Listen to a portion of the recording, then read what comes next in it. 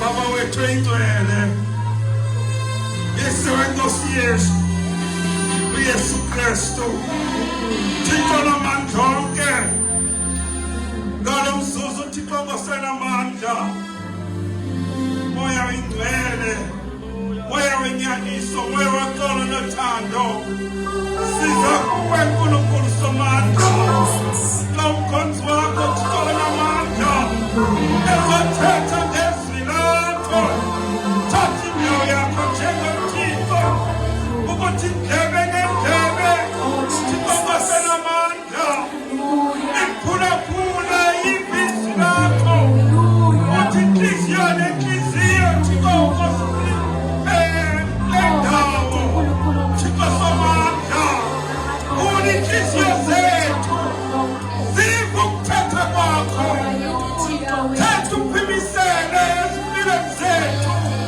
Thixo ngosenamandla, siza kuwe Nkulunkulu egameni, thetha indawo njengoThixo, sikelela Thixo ngosamandla, Thixo izinto zonke, wonke umuntu okunendawo Nkosi, ukuthi ave Nkosi, abagulayo baphile Thixo wanamandla onke, uthi Thixo ngosenamandla, nabanemithwalo abasindayo Nkosi, ithuleke kule ndawo ngegama negunya leNkosi Jesu waseNazarethe.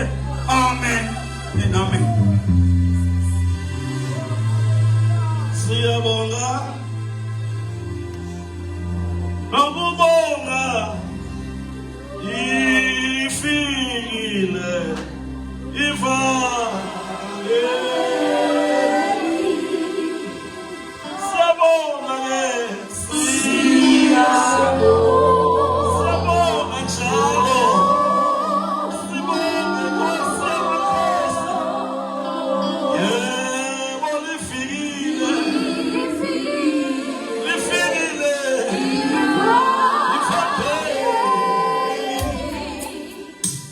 siyabonga njalo ke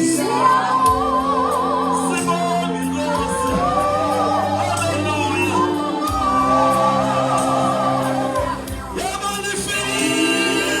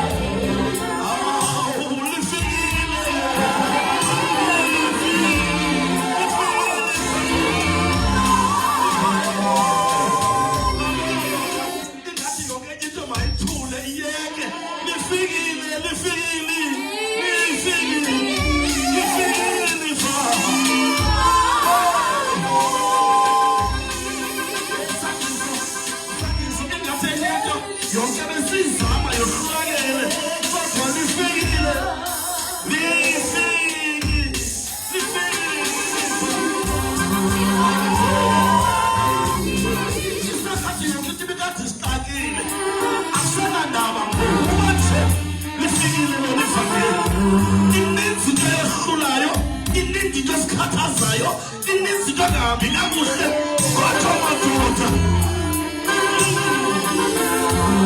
amanye family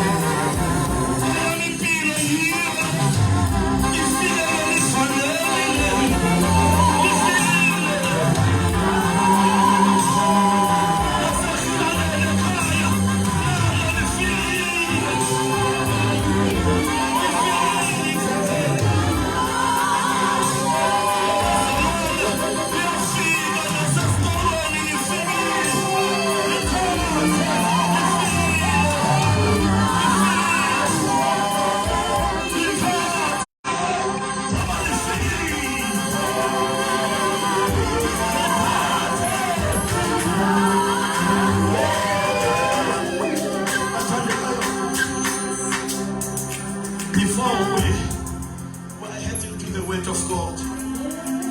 Sinomkhonzi kakhulu phakathi kwethu. Abanye bethu bamazi. Just gonna greet us. I know he is a man. Fana ifikile ivangeli noba ungahlupheka kangakanani ngitsho. Songathi songena enkosini sokukhola. Mamela, ivangeli has everything that you need. Ivangeli linakho lifikile bazalwane. Alifikanga lishota. Alifikanga ligula. Alifikanga lihlupheka. Alifikanga line-errors. Liphelele. Lilo elithathe. Lifikile. Tell phambi manje my pastor uTakufuthi Diko. Egameni kaJesu Kristu waseNazaretha. Ayikuyinselele nje uba naye namhlanje. Just a bit.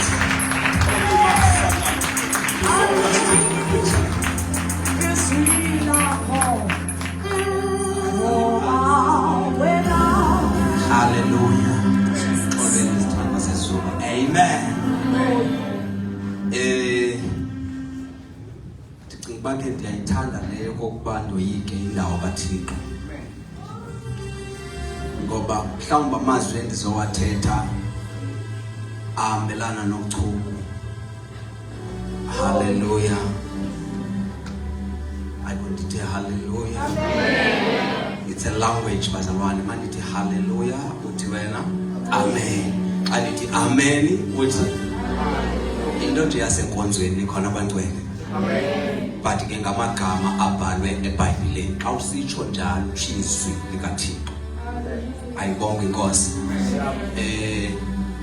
Phela xa nisithi ndoyika ngoba ikhona endizoyithetha ngoloyiko. Amen. Hallelujah. Mandibulele kuqala nje enkulu kuba mina bangcwele bendizozikhonzela. Amen. Andiripotanga nase-ofisini yalapha ekhaya. Amen. Amen. Le nto ke ngokuyenza into yoba mhlawumbe ndizovelela nje into eziyi-2. Amen. Nkosi uYesu. Ngokwendlela efanelekileyo neyiyo neprotocol yasebandleni benimento bandireporte ukuthi mfundisi ndiyenza. Amen. Amen. Noba ungaya kweliphi ibandla laseFaith Mission umfundisi akakwazi vele afike. Hayibo. Amen. Hallelujah. Amen. Uba uyenzile loo nto unako ukusichaza isizathu. Uthe xa ndifika ndimchazela la ndizokubona ndoda. Ayibonge inkosi. Amen. Uthe senze izinto ikhawoya inkonzo mna ndizobona wena qha. Alibonge igama lenkosi uYesu. So ke bangcwele I think ambalwa kakhulu amabandla endekwazi ukwenza ngolhlobo kubo. Amen. Ayivumelekanga but iyalunga emoyeni wami nowakhe. Amen. Alibonge igama lenkosi uYesu.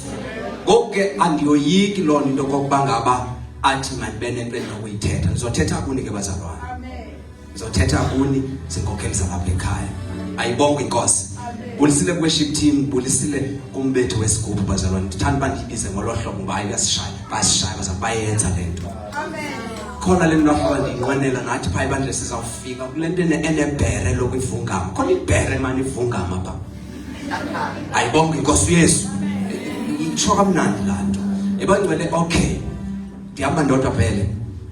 Umamfundisi asiyanga apha entsimini esisebenza kuyo namhlanje sareport ebandleni. Bengaziva kakuhle ndathi xa ndirepota kubo ndathi ndizobe ndiphangela but khange kuvume ndihlale endlini bazalwane. Amen. Number 1. Amen. Ingabo ndilapha bendingaplenanga ibingekho into ezisicwangciso sokuba ndiyeza kodwa ngoku ndilapha. Ngicela ukutsho ke qala into yoba ndiyambulela uThixo inkosi nakutata uvice walapha ebandleni amadoda amakhulu. Ngicela uqala uqale ndivule igroup yam nje ngoba ndivile kune-group apha. Lo mfo xa bephanda imali apha uyiphande wathetha nokushutha ngokwaneleyo woyise and stuff. Nabe ngelaa xesha bekubiza umnikelo bendingazi uba kuzokwenza into ndakhupha ubest. Ubona xa ukhupha ubest uphinde kufuna ubest. Andithi ubest abazalwane andithi ubest. Nikhona abangcwele? Xa ndisithi ndiyakhangela ngoba xa ndivula isikhwama ndikhuphe yona ibininzi. Uboziqhelisa ke xa kunikelwe enkonzweni okanye xa usene imali enkonzweni ukhangele ngathi strong. Amen. Ungaloko wakhangele sezitshintshe. and iyaphatha imali kuzibona enkonzweni ngoba abantwana bakwaIsrael xa bekhululwa bakhululwa nento zabo. Amen. Nikhona bangcwele? So uThixo ukhonzwa ngezinto zakho. Amen. So ke le igroup ekatata uDiko andikhayisi bazalwane kodwa ibikhona apha esikhwameni sami. Cela kaba abakhona aba group katata uDiko. Ndenze into bakuthe indoda estrong apha ile esanda kuvunywa ndiyibona ku Facebook. Hallelujah. Business day I understand noko business model lenziwa apha ekhaya sayifundiswa abagcwele anishayile izandla 100 rand yawo. Hallelujah. Kukhona ivesi ngenzela uba ndingayifundi okanye ndithini ikwincwadi yendumiso ku chapter 14 uverse 1. Ngicela tamkhumanda ndingayivuli because andifuni kusazoshunyayelwa apha. Ithi ke pha sithi isidenge enhlizweni yaso akho Thixo. Hallelujah. Hallelujah. Ayiphelelanga la verse but that is the first statement. Amen. Yeah. Okay.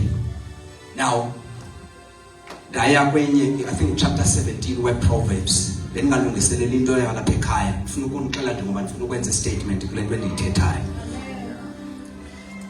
Ithi ke ku verse I think chapter 17 ndizokunika iverse because andifuna ukubetha ndivula but uye ku chapter 17 kuncwadi ye Proverbs later on. Ithi phaya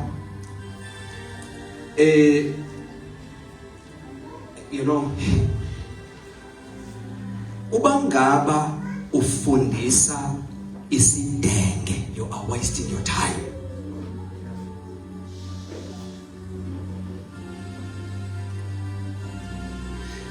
Andismisele ukuthetha ilanguage strong enkonzweni but inanto ndizama ukuze istatement endifuna ukusenza sesokokuba ngaba because mna bangcwele ndicela ukuchaza xa ndithetha ngochuku mna ndingumuntu nje wemfazwe qha. Hallelujah. Ndithenda kusindiswa ndayithathela ichamu into evangeli ngoba yandenza ndanesibindi ndangoyiki. Zininzi izinto zoyikayo xa ungakholwa. Zininzi. Even so ukholwa uloyiko liyakwazi ukukufikela and lunamandla. Now apha eBhayibhelini ofika kukhona iivesi ezininzi eziningoyiki. Now ke apha kumke ngoku uba ngaba kuthiwa because khona nezinye igift okuzinqwenela ukuba hey abantu abashumayela kanje kanti ngashumayela kanje but yena nto endingangena ukuchazela yona yokuba isetup yasemkhosini kufuneka nokuba ningamajoni nonke uzazi ba ulijoni elistrong ophi. Ukuze u-execute injongo yokuzalwa kwakho ufuneka ube kwinto ofanele ube kuyo wenza into ofanele ukuyenza. Now ndoda enkulu kudala ndabalapha noba 23 years ndilapha edolophini but uThixo at this time kule position kulesi strato kule dolophu yalapha kwibandla lase Apostolic Faith Mission uchoose wena to be the pond ukwenzela uba nabasuka phi nabasuka back home ndizalwe eTranskei nokusuka kuba ngakuthe wayifumana le pond abe nesibindi abe lijoni eliligorha eliphumelelayo. Ayenzeki nje lonto yenzeka with education. Education in many forms. Xa ulapha you are here to be educated. Undiva okanye ewe ukhona kula institution ekuthiwa university college and so on but the best one is here. Amen. Why do I say so? Uba ngaba elilizwi ndigqiba kulifunda lithi sithi sidenge enhlizweni yaso akukho Thixo bonke abantu ongababoni akanokwazi umuntu acinge ngokuyenkonzweni kanti that person is a fool. Meaning that there is no way ungasidenge wena njengulapha asikho isidenge endlini kaThixo.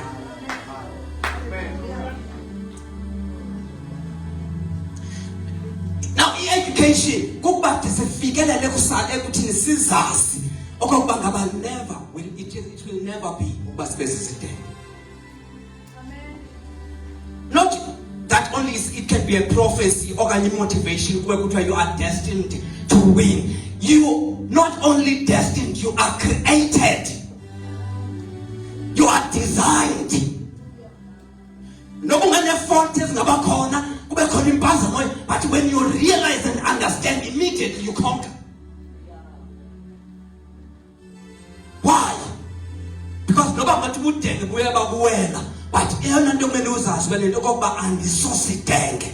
Ngamanye amazwi noba usathana ngakungqinga, noba bangakubiyela uSamson wakwangqingwa, but wayazi uSamson into yoba andisosidenge.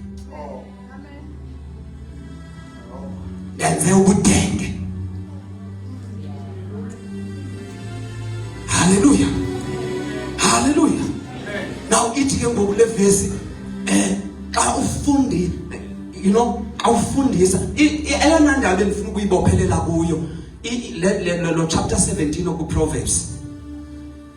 Eyona nto abhalele kuyibhalele enhliziyweni, because that's why sithi ku chapter 14 we Psalms sithi sidenge enhliziyweni yaso.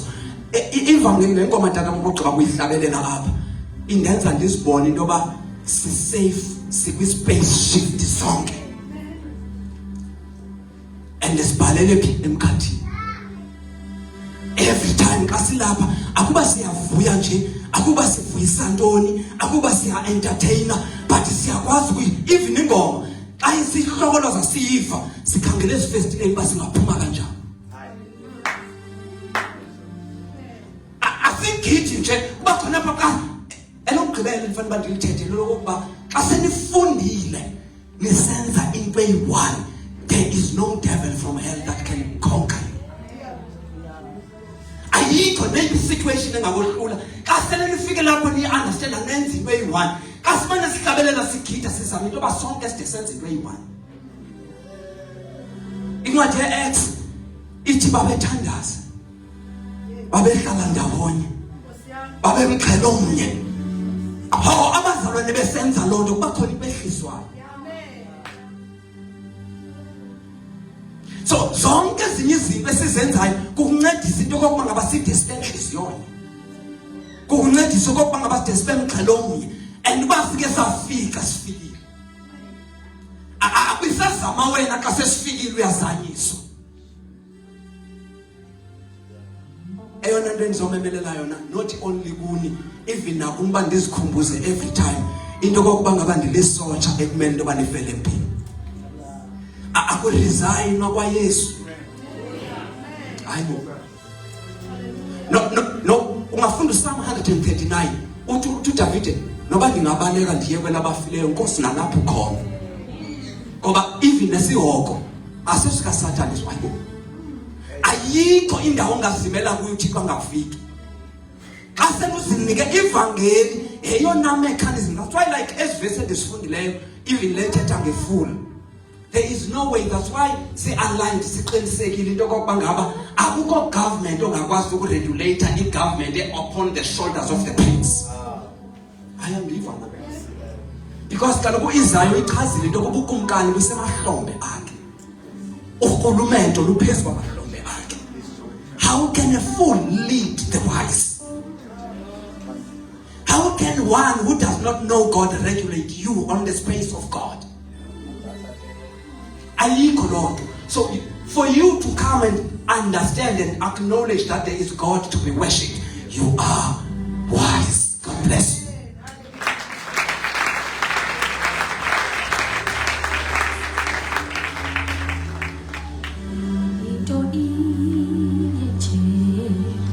Singime ngenyawo, siyabulela manje. Siyabulela Bishop Osikakhulu. uJesu akahluleki. Siseme ngenyawo tata, siyabulela kakhulu. Usazohlabelela umhlabelo lomntwanami. Siyabona ke ixesha ayililo eli sidla ngophuma ngalo. Ayililo eli sidla ngoba sibe sisasa umshumayela ngalo. Sidla ngoba sibe siyaphuma. Kulonto uba kulapha yazi basinothile. cela ke ngombono hlobo ninyamezele, just sit nive umyalezo kaNkulunkulu emva kokusithandaza abantwana bakaThixo. Asilithathi for granted ngenxa yendaba yexesha, isazi kakuhle selihloniphile ixesha, siyayazi yonke into ihamba ngexesha, sesaziqhelisa ukuba at least ngo-1 kwabasifana siyaphuma. So now that singaphumanga ningasithuki nithi asikuhoyanga ixesha. Ungaphumi ngomnyango uthi ndihamba ba bethile u1, not unless uhamba kuba kukhona into oyileqayo. Amen. Yoba sesithuko ukuthi into ba uhambe usithi ubethile u1 ungekho nto ileqayo, uhambe nje ba u1 ubethile bengafana ama inkonzo ikhona. So ngamanye amazwi inkulu into ofuna usixelela yona. Ayibona sakuthi siyazibona nathi ngakhathazeki siye sana extension program yethu. May the good God bless you. Bathandekayo, phakathi kwethu sinomkhonzi kaNkulunkulu. Uyamazi uThixo, wafika apha ebandleni emazi uThixo ngesikolo. Futhi esuka in one of our AFM churches. Samamkela ngoba nathi esamkele ngoba uthi tatfuza uDiko umuntu akazi endaweni kanti akasosilumko. Kule ndawo sasikuyo ke sasilabantu ababekhonza ke khona, sadibanisana kunye naye ixesha elide ke sikhonza kunye. We have observed him, inyawo lakhe, ihambo yakhe, indlela yokuziphatha, indlela yokuthetha. Uyazana ne-reprimandations zalapha ekhaya nezezam personally. I still observed him. Actually, we observed him. We saw indlela yokuzigcina kwakhe, yokunyamezela kwakhe uqeqesho, ekhula enkosini. Ubaba lo lukaThixo luphezulu kwakhe emihleni yonke njengoba sikhona kunye naye. Uyazalwa ke ngapha emampondweni kwenye lalipha zaseNgqeleni phansi kwebandla likatata umfundisi. He was my colleague, by the way. Kwakudala ngondandisesikolweni bathwe umfundisi uDlamanzi. Alibonge igama lika Yesu. Akekho ke omnye bathandekayo. Le ndoda yomelele le, uyambona uqinile. Ndamthanda umuntu onje. Uqinile, uyama into nayaziyo. Hallelujah. Futhi angekho umtshintsha. Ebuthixweni apha ume kakuhle kangaba usisibonele se-right xa ndijongile. Uyaphangela kapha kwamasipala. He is a graduate from NMU. Alibonga igama likaKristu. Wenze ke i-building construction. Yakathathu vice. Alibonga igama likaYesu. Akho nto angenayo pha kuyo. Ndiquka ke nezi asazoba nazo. Alibonga igama likaYesu Kristu. Kamba ndiyambonga uThixo ngoba abazalwane babuye bazofunda kunye, babuye baphangele. Baninzi ke ngoba sebengabaphangeli apha siyasibabona, babuye baphangele bazofunda, babuye baphangele, and then now we are partners in the kingdom of God. Siyabulela kakhulu ukuba naye akekho omnye ke bathandekayo. Alibonge igama likaYesu. Alibonge igama likaYesu. Alibonge igama likaYesu. Hallelujah. Kunomhlabelelo ndikuthandayo naye endaqapha uba uyawuthanda athi alibonge igama likaYesu. Uthi lo mhlabelelo poselani andizidatelani okanye ebujuleni. Okanye ebujuleni funa ukutsho. Yes. Otherwise ndicela sibethele umntaka Mnakaniso uRhadebe athathe umoya azoshumayela niki ixesha lakhe bazalwane. uThixo ethetha naye. Jesu yalalela.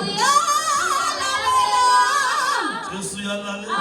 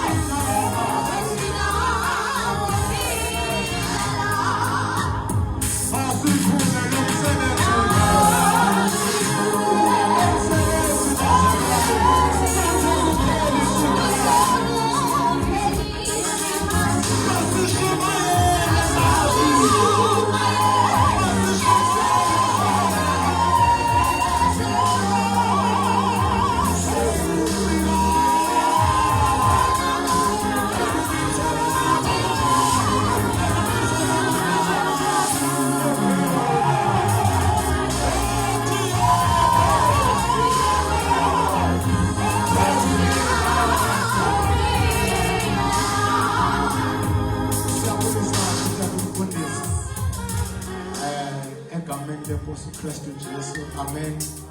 Sibulise nakodade umfundisi uDiko naye ekhona egameni lenkosi uJesu. Amen. Sibulise bonke obhuti abakhona abantu abasha kusisi ku Sunday school. Amen. Hallelujah. Ngeke ndibe mde kakhulu. Amen. Noba nje ndimde but xa ndimane ithuba lokutyhila izwi andibimde. Hallelujah. Ndisindisiwe ke bathandekayo njengoba kutshiwo ndiyazalwa kwidolophu yaseNgqeleni. Amen. Ngizocela sifundeni ke bathandekayo iverse nje ezimbalwa then sizothandaza encwadini kaLuka chapter number 11 sizoqala ku verse number 1. Oh Jesus. Bangaba kukhona oniphethelele noba iversion yesilungu ngicela andifundele kuyo ndizofunda kulena yesiXhosa okanye nophethe yesiXhosa ngifundele ukonke ixesha egameni lika Jesu. Amen. Reading from the book of Luke, chapter number 11. One day Jesus was praying in a certain place. When he finished, one of his disciples said to him, "Lord, teach us how to pray, just as John taught his disciples." He said to them, "When you pray, say, Father, hallowed be thy name. Your kingdom come. Give us each day our daily bread. Forgive our sins, for we also forgive everyone who sins against us." Ngicela uphethe isiXhosa andifundele kuye yesiXhosa. Kaloku uYesu wayethandaza ndaweni ithile. Wathi akugqiba omnye kubafundi bakhe wathi kuye, "Nkosi, sifundise ukuthandaza. Kanjengoko uYohane wabafundisayo ukuthandaza abakhe abafundi." Wathi ke kubo uYesu, "Xa nithandaza yithini? Bawo malaziwe lihlonelwe igama lakho. Malongame ulawulo lwakho. Hlala usibonelela kwiintswelo zethu zemihla ngemihla. Usixolele izono zethu kuba nathi sibaxolela bonke abanamatyala kuthi." Within 15 minutes bathandekayo ngizobe sengihleli phansi. Amen. Apha sifunda khona siyava uba abafundi bakaYesu bafika uYesu uyathandaza. Haleluya. Xa befika thandaza omnye kubo athi Lord, teach us how to pray. Amen. Uthi Nkosi sifundise ukuthandaza. Amen. So I think bekudala bembona uYesu ethandaza but nabo bekufuna ukuthandaza but bengazi oba kwenziwa njani. Hallelujah. But apho yakhona kahle kule chapter iverse A1 enguverse number 4 ethi sixolele izono zethu. Xa ngaba sebafundisa ke ngokuYesu ufikela kwiphase apho athi abathi sixolele izono zethu njengoba nathi sibaxolela abasonayo thina. Amen. So xa ndijonga le verse le ndayibona ba okay le verse kusho ukuthi yenye ye subtopics okanye ye subjects zalompostile obhala kwincwadi kaMahebhere chapter number 5. Amen. Because past siyafumana iBhayibhile ithi lo mpostile uthi kwabazalwane baphaya uthi bekufanele ubani naseningabefundisi ngenxa yoba ixesha eli nikholwa selilide. Amen. But ke ngoku kuye kwasweleka someone to teach you because nina bonakala ningabantu abasafanele oba badlubisi endaweni yoba nifumane ukutya okusolid. Hallelujah. But xa ndijonga nexesha elisikulo esi scripture esikaMahebhere, it is not because into eyenza uba singabikho ready for solid food that kunqabe someone to teach us. Amen. But enye yezinto eyenza lanto iyakwazi ukuyenza ilento kuthiwa ignorant. Amen. Because uThixo kwexesha uvuse abantu abaninzi wabapha izipho ngezipho ba-operator. Amen. But ke ngoku eyona nto eyenza uba kube khona ignorant kweli xesha sikulo futhi into yoba naxa sithandaza sithandaza sometimes singena understanding yoba umthandazo uyintoni. Amen. Because oba ngaba besiye sibenokwazi uku-understanda umthandazo oba umthandazo kahle kahle uyintoni. Amen. Bekufanele uba asifiki kwesi sigaba soba sibe ngabantu aba-ignorant. Amen. So yenza loo nto idileye ke ngoku bathandekayo ukusebenza kukaThixo. Athi uThixo selefuna tata oba sifumane ukutya okusolid, but asibone sisafanelwe ngamasi, asibone sisafanelwe lubisi. Amen. Because ubisi bathandekayo ngeke lukwazi ukusustaina, but spiritually ke xa ndithetha ngobisi andithethi ngicela nibamba ndithethi ngobisi oluya lusengwa enkomeni.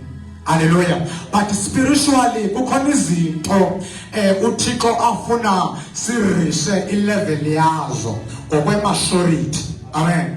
Because ixesha elisikulo xa ndithi ukulijonga ndilibone. Amen. Indlela uThixo asebenza ngayo usebenza ngohlobo loba kungavela abantu abazoba ne-understanding number 1 yokuthandaza. Because ngeke sikwazi uba sibe ne-understanding okanye sibe ne-capacity okanye i-ability yokwazi ukukunyamezela ukutya okusolid kangaba singahlelanga emthandazweni. Amen. Umthandazo ke ngokubona wona nawo kufuneka siu-understande uba xa sisiya emthandazweni yintoni ekumele sinothe okanye siyiqaphele. Amen. Umthandazo bathandekayo eyokuqala izinto ebaluleke kakhulu ngomthandazo, more especially xa umzalwane kuthiwa uyi-intercessor.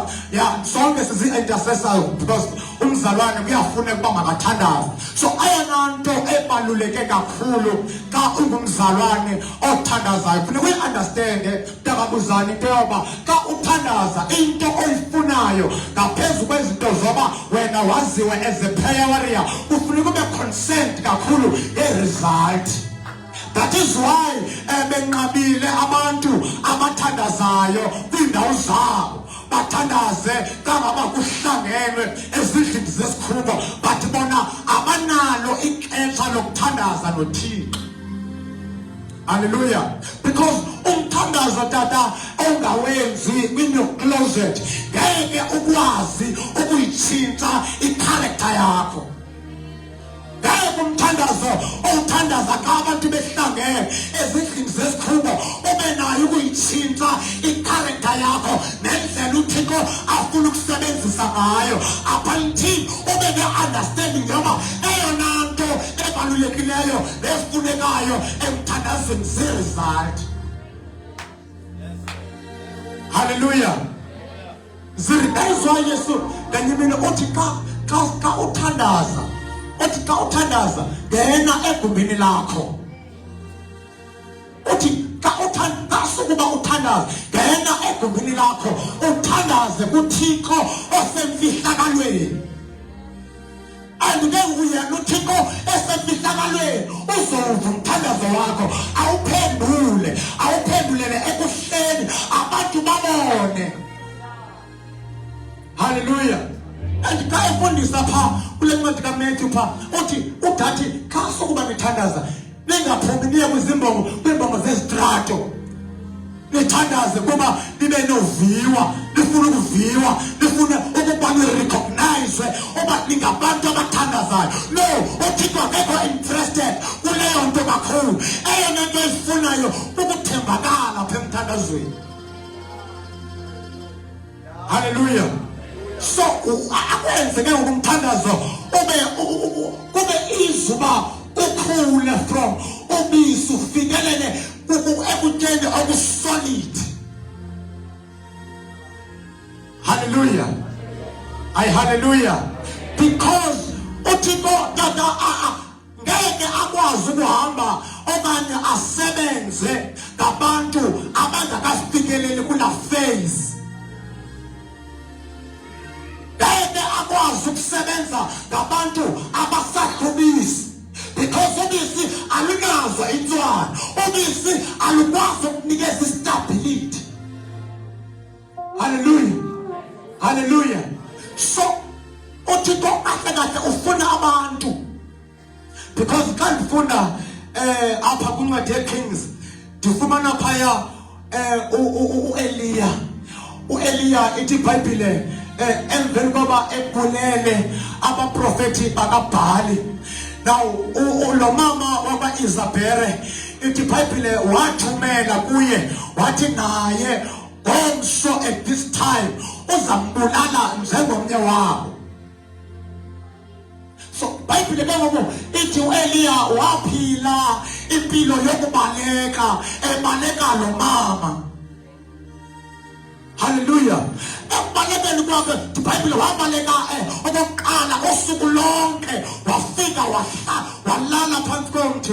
Now xa elele phansi komthi iBhayibhile ithi wafika ingelosi imphethele isonka namanzi yamvuza yathi vuka utye. iBhayibhile ithi wavuka uEliya watya waphinde futhi walala. Now ekuleleni kwakhe yaphinde futhi yabuya kwesibini imphathele again isonka namanzi. Yathi emfaka Thixo vuka utye ngoba uhambo luselude kakhulu. Uhambo luselude kakhulu, so kungcono uzigcwalise ngesonka.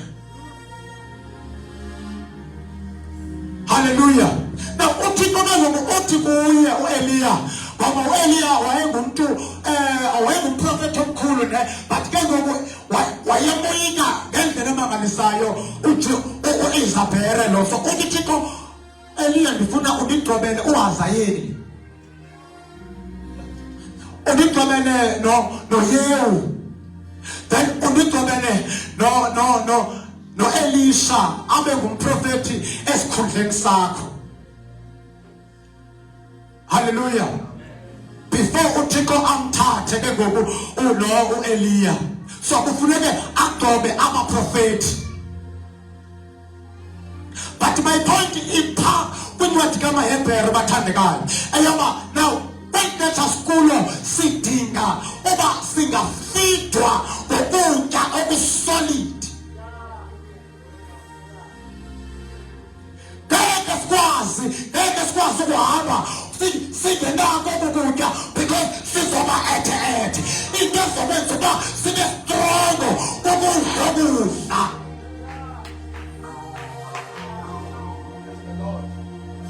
Hallelujah. Ngoba ikholwa elingekafikeleli kule faith uyalifumana li-ethe.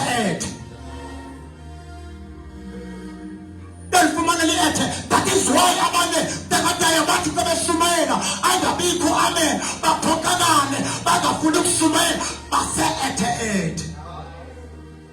Because you need to understand about when ushumayela yintoni injongo yokushumayela. What is to preach? Awushumayeli kuba wena ufuneka waziwe, but ukushumayela is to deliver the message. So bayakhaleza ukudinwa abantu abasadla ubisi. As a result xa ngaba befumana izinto zikaThixo abanye ziyabohlula abanye, because abasukwazi ukuzi-understand. Because wonke umuntu oba ngaba kuthiwa ukhona umzalwane loyo waye-intercessor wavuswa nguThixo akazoyi-understand leni yakhe, because bonke abazalwane our time babalekele epulpit. Bonke abazalwane bexesha lethu lo kuthiwa yi-worshipper kodwa uzofuna ukushumayela into eyifunayo yi-microphone. Hallelujah. So loo nto yenza uba umkhosi lwakaThixo ube nako ukusalela because asikho kwilane efanelekileyo. Oh Jesus. Sinabantu aba-occupaye izpaces ebekungafanelanga uba bakuzo. Hallelujah. Bakhona abanye uThixo wabagqobela uba babe zii-intercessors, but bazibona uba ugqobo lukhona bayeka nabo bafuna uzoshumayela. Now ke ngoku bayashumela. Abekho amen. Bayajika bayabona uba no man. Inoma ikhona lento endingayenzanga kakuhle. Because xa ufake ubisi mntakatayo awuze understand into yokushumayela. Into yokushumayela uzocinga lento yoba abantu mababele nyawo. Kanti no, because xa ushumayela uThixo zobe efuna ukudila nabantu abathile ngelo xesha. Ayona nto ebalulekileyo apha preaching uThixo zobe efuna ukulungisa uhlobo labantu oluthile. Because ukushumayela akuyingawe. Akuyingawe ukushumayela. Njengoba nimile apha akuyingami. But kunabantu uThixo afuna ukuthetha nabo. Then into ekumele ngiyenze is to deliver that message. Now, uma bayayithatha it dependa kubo. Oba abayithathi nayo into, but ukushumayela kubhesi kuba udlulisa umyalezo kaThixo. Ngaphezu koba wena kufuneka waziwe so that uzoshumayela kwindawo zonke. Hayi.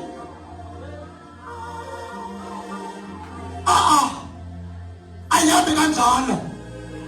Ukushumayela mntakabuzane asibi outreach ngoba sifuna ukuyozi-excite no. But we are there for souls. We are there for souls. Asifana sipha sivele sishumayele abantu kube mnandi dada kusibona uba uThixo wehlile but angabikho umphefumlo.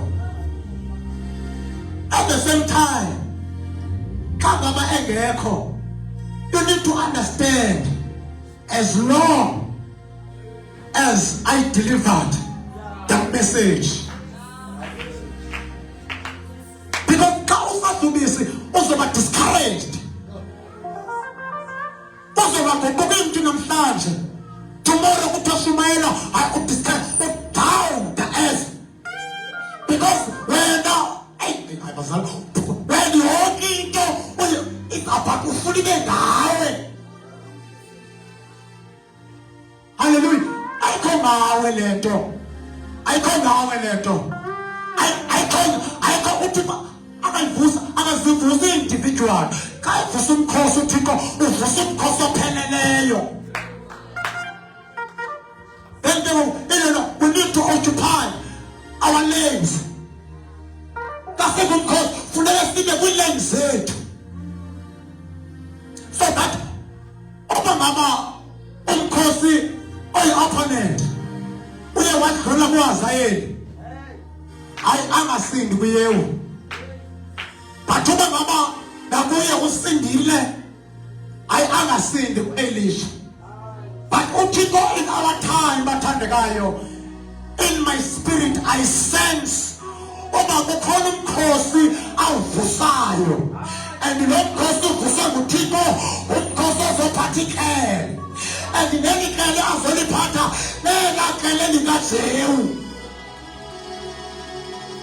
That generation lethu bazalwane inamandla kakhulu. Hayi ngeke adlule Satan in our generation. Ngeke tata ngeke. This is our time. This is our moment. This is our season. Ngeke adlule. Ulifisela loo Thixo elixesha lethu engadlulayo. Hayi sethi hayi njana ngeke bazalwane. This is our time. Oba ngaba wa-escape uyisabhere ukuHazayeli ngeke kuthi. Not in our time. Not in our time. Simile ngaye uyewu siphethe ikhele. Dala uSathana edlala ngebandla. abadala ngabazalwane behleli bengakhuli bengayazi inyaniso, but in our time ufisa umkhosi uThixo, umkhosi ozoma asizuphuma siye kuma open airs nje because sifuna ukuzi-excite. No, ayizukwenzeka loo nto. Asizuhamba siye ba-outreach ngoba sifuna ukuzi-excite sizoya because uthethile uThixo ngoba lixesha lakhe eli. Sizoya ngoba uthethile uThixo, and xa ethethile yena akekho umuntu ongahamba phambi kokuthetha kwakhe, ngoba xa ethethile uThixo zonke izinto ziyathoba. Xa ethethile uThixo yonke imimoya iyavuma. Xa ethethile uThixo yonke imimoya iyakhothama. Xa ethethile uThixo akekho ama-devil worshipper angama. Uthethile uNikhona, xa ethethile uNikhona. We need ke bathandekayo oba sibe ngabantu abalungisa ingqondo zethu. Ngaphezu koba kufuneke sivelile emntakatayo, kufuneke sehle. Ngaphezu koba kufuneke saziwe, imandla yakho kwaziwa, but kukwenza intando kaThixo. Intando kaThixo, kwenza intando kaThixo. Don't be discouraged. Oba ngabe uthe washumayela bangabikho umuntu oguqukayo. No. Sophokakala. We need to grow. We need to grow. Because obviously I know what's last even a week. Hallelujah. Last, but you need a solid food. And that's nothing else, isn't it?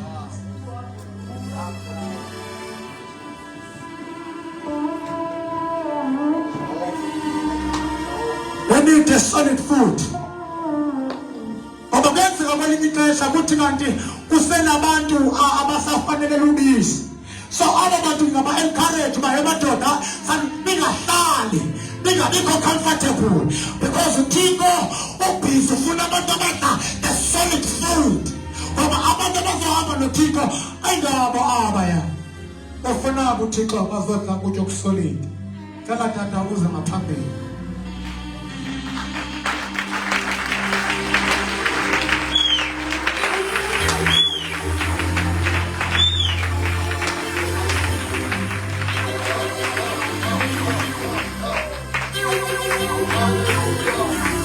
Izwi likaJehova liphilile bathandekayo. Ukhona apha enhlizweni yakhe njengoba lithethwa liyafika nakuye. Nkosi ndomeleze izwi likaThixo, ungayena uThixo bonke abantu bangafikelela ebudodeni obupheleleyo. Lord, strengthen me. Ngikuhle ukudla okuqinileyo. Kukhona levels where bathandekayo nawe xa uzigeja ufumanisa uba ucomfortable too much in a certain standard that you are in at. Awuchallenge nto, awuchallengeki, and ucomfortable, and as a result ithi le nto kukhona into ongekho ukwazi ukuyenza wena. uThixo xa ifikile ufika ngabe nanto angakuthemba ngabe uzakwazi uyenza, ngoba izinto ezininzi aziphetheyo ngoku ziqinile kunale level okuyo. Awukhulanga ngale ndlela afuna ngayo ngoku. Okoko uThixo usulele sifumana si-late kunoba bekufanele.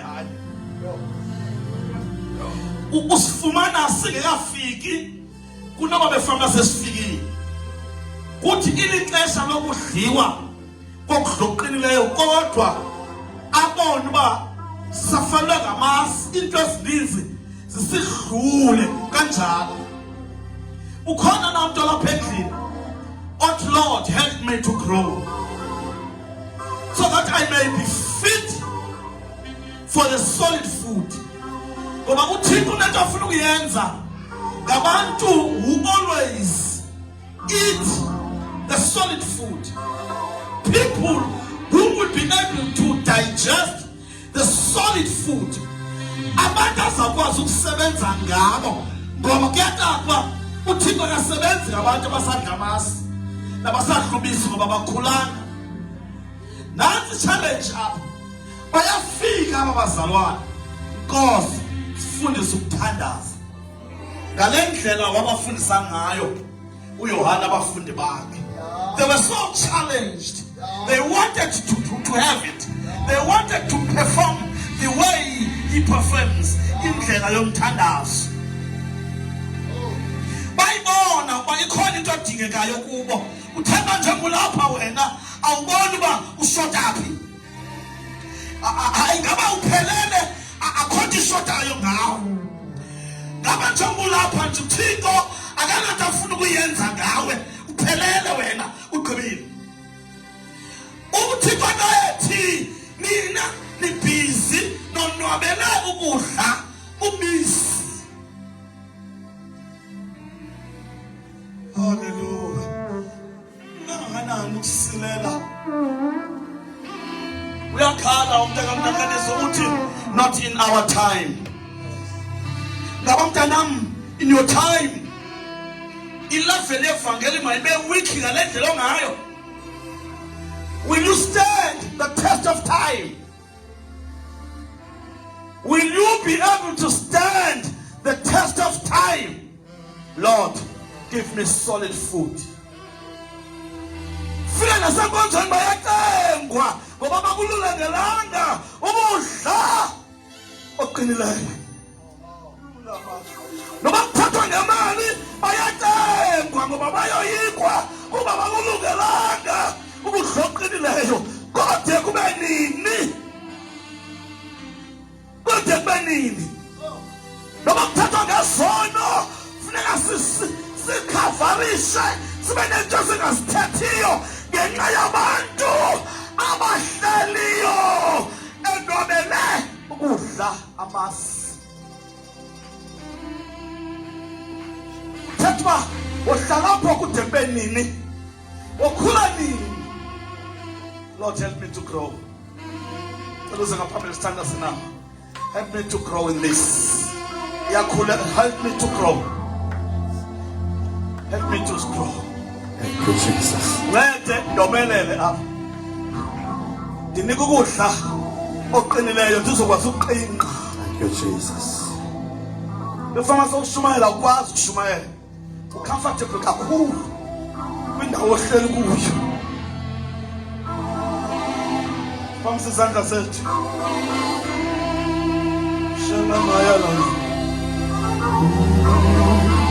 Siyafundisa kuyashiyela during the week. Kuyafundiswa nokufundiswa. Kodwa abantu ngeke babona ngoba abakulungelanga ukudla kwakudla. Into abayifunayo ukudla okuthambileyo nokuba balibele bemali bethandazelwa nje. Cela sime ngenyawo kasithandazi. Shalamanda lamasa katalamahan. Oh lamasa kandaya. Lord, give me that strength. Give me that power. Give me that power. Give me that food. Give me that food. So that I may stand the test of time. Give me that food. Shandala Masaya. Rikaposha Talamas. Rikapola Masaya Limaha. Kula level yokudla okusolid. Amadimoni ayaye kudlala ngawo. Awasondela ukuzadlalisa ngawo. Nempilo yakhe yaqonda. Kube isigqibo sakho siqinile. Lide nifike ebudodeni obupheleleyo. Sindala mahondas. Yes. Tell them now this is ngaphambili. Shokata mind aplikasai. Ola masaka labasa. Sondeka izandla bazalwana. Sithandaze kunye nani. Be strong in the Lord. Yomelelane senkosini. Nomelele ekuqineni kokumelela kwayo. Yomelele inkosi iqinile. ayibafuna abantu abangaqinile sibelisa yona ilamosa kathala masapha ithi iBhayibhile lisingasinge lisho nendlela yabakhokheli benu lisingasinge impumelelo yabo licelise bona elikholweni. Be strong in the Lord and his mighty power. Be strong in the Lord. Yomelelani bazalwana, yomelelani enkosini, lungelani konke ne tough situation mayifike inilungele lonto so that you may stand the challenges. Tell us beg izandla sonta labasaba sanje somfundisi wami. Tell us babeke izandla basaba Shalama. All my cares and burdens unto you. All my cares and burdens unto you.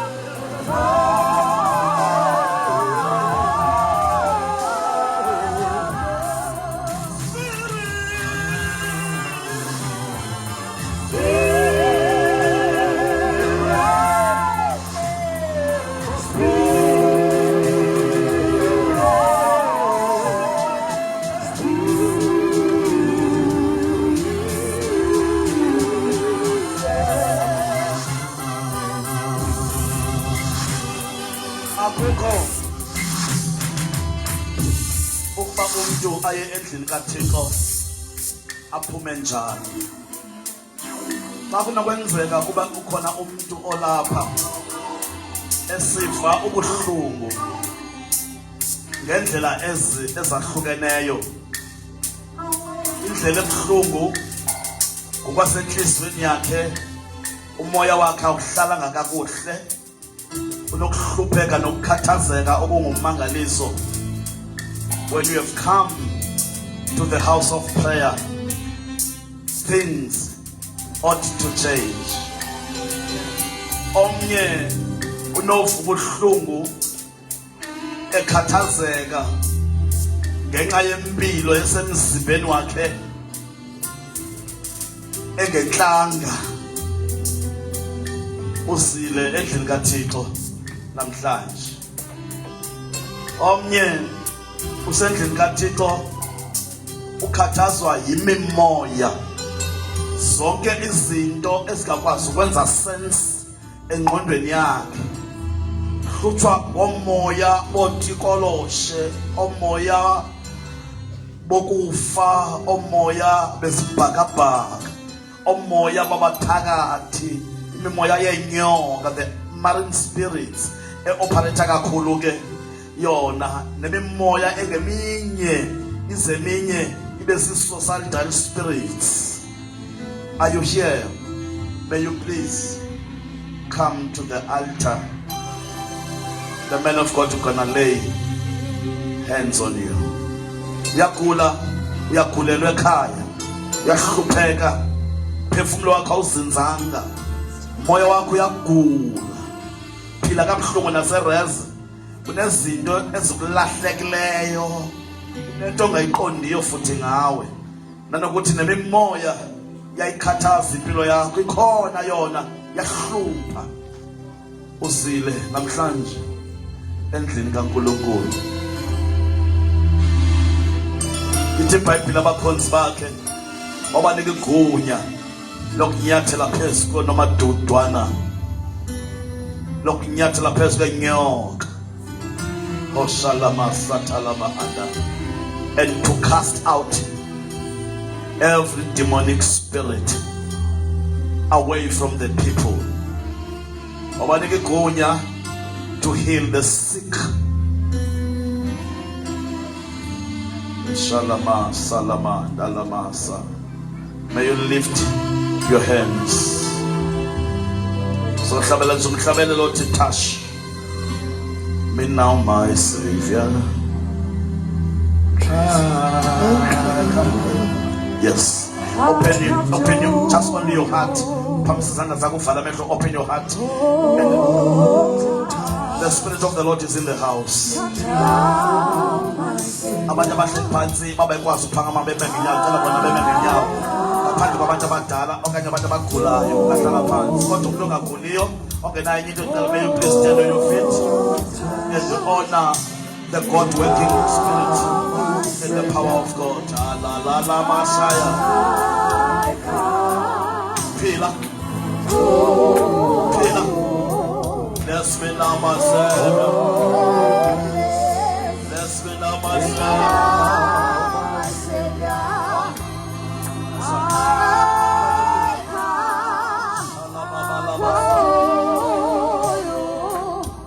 Let's be now myself. Follow me. Let's be now myself.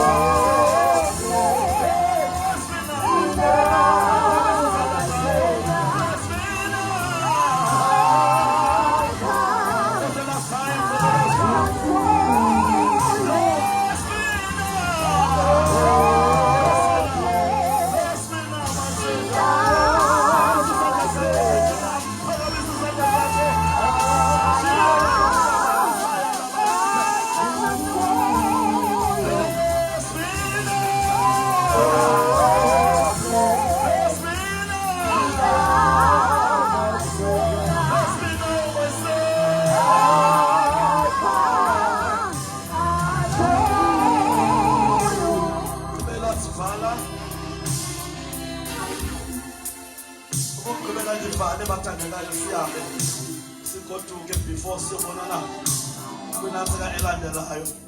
Hallelujah. Ndiyathanda nje ukuba kukhona umuntu bangcwele othe enhlizweni yakhe akakaze nje amamkele uYesu abe inkosi nomsindisi wobomi bakhe. Ngexesha ngathanda umamkela. Ngicela mntanam kuloo ndawo kuyo dadewethu bhuti wam unawe uzinikele enkosini uthi nam ndiyakunikela ubomi bam kuThixo phambi sandla sakho. Uthi ngexesha ngilapha azange ndamamkela uYesu. Omnye athi ndakhe ndamamkela kodwa ndabuya ndarhoxa. Omnye athi ngenxa ungaqondi ngamamkela kodwa ndabuya ndayeka ngoba yayininzi into engayiqondi. Kodwa ndibona kulithuba elihle eli ndisezingqondweni zam ndisoba uba enyanisweni ndimele kumamkela uYesu abe yinkosi nomsindisi wobomi bam. Ungahlali uphila impilo ungakholwa ngoba kulityala ukuhamba emhlabeni uphile impilo ngokungakholwa. Lityala elo.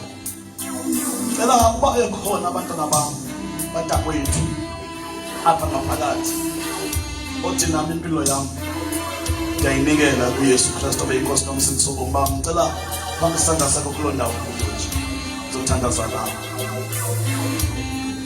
Nami ndiyamamkela azange ndimamkele tatomfundisi. Ndiyasithanda isigqibo soba ndimamkele. Ngeke siyidlule leyo ndawo bangcwele. Ngicela phambi sandla sakho xa ukhona ungoyiki mntu. Ungoyiki mntu. Oh yes. Akekho okwangoku. Manigqibezele ke ngelithi ngicela ke ngakumbi abantu abatsha beme ngenyawo. Sijongene nexesha ke elabantu abaninzi elinzima esikolweni ke andithi siyazi. Sicela ke ukwenza lento kuthiwa yi-exam prayer before you leave. Hallelujah. Ndimba ke siyayidinga sonke lo olohlobo lomthandazo osemaPhosi. Kodwa ke leso sizathu bonke abantwana okanye abantu abasesikolweni abafundayo bezobhala ku-tertiary, abanye sebeqalile nakwezinye universities, abanye sebezaqala, abanye baqhubeka bayaqala. So we just give this moment to the Lord for yourselves, bazalwane. Uzinkosi benani cela ke uba ninako ukuza apha ngaphambili nize. Akho sizindeka zandla nifike nje niphakamisa izandla zenu nithi inkosi inenze inceba ezifundweni zenu. Siyayazi how frustrating it is ukuba ngumfundi and ube usevasithi. Siyayazi futhi uba zeziphi i-challenges ezibahlanganela abantwana babantu bangakwazi ukufezekisa izigqibo zabo okanye izame zabo zokufunda. Cela sikhawuleze ke size apha ngaphambili.